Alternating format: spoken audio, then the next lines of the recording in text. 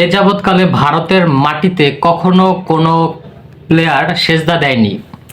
কিন্তু বাংলাদেশের হাসান মাহমুদ যখন 5টা উইকেট পেল তখন কিন্তু তিনি সেজদা দিয়েছেন এবং সেটা দেখে মুশফিকুর রহিম অ্যাপ্রিসিয়েট করেছেন। আর একটি বিষয় হচ্ছে, ভারতের যেসব মুসলমান প্লেয়ার আছে তারাও কিন্তু যখন সেঞ্চুরি করতেন অথবা যখন 5টা উইকেট নিতেন তখন তারা সেজদা দিতেন না, কারণ এই কাজটি করলে তাদের দল থেকে বাদ পড়ে যাওয়ার একটি প্রবণতা থাকে এবং দলের ভিতরে অনেক বিভ্রান্ত সৃষ্টি হয়। কারণ আমরা জানি যে ভারত হচ্ছে একটি উগ্রবাদী দেশ এবং সেখানে যদি এরকম করে তাহলে তাদের দর্শকরাও হচ্ছে মনক্ষুণ্ণ হবে, কারণ তারা তো আসলে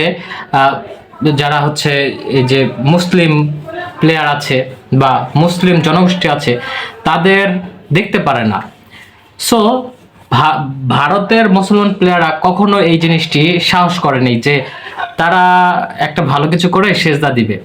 কারণ তাদের মনের ভিতরে একটা ভয় ছিল। কিন্তু বাংলাদেশে যখন এই জিনিসটা হয়েছে যে হাসান মাহমুদ সেজদা দিয়েছে ভারতের মাটিতে, তখন কিন্তু বিষয়টা খুবই সুন্দর লেগেছে এবং এটাও একটা প্রমাণের বিষয় যে বাংলাদেশি প্লেয়ার কাউকে ভয় পায় না, কাউকে পরোয়া করে না।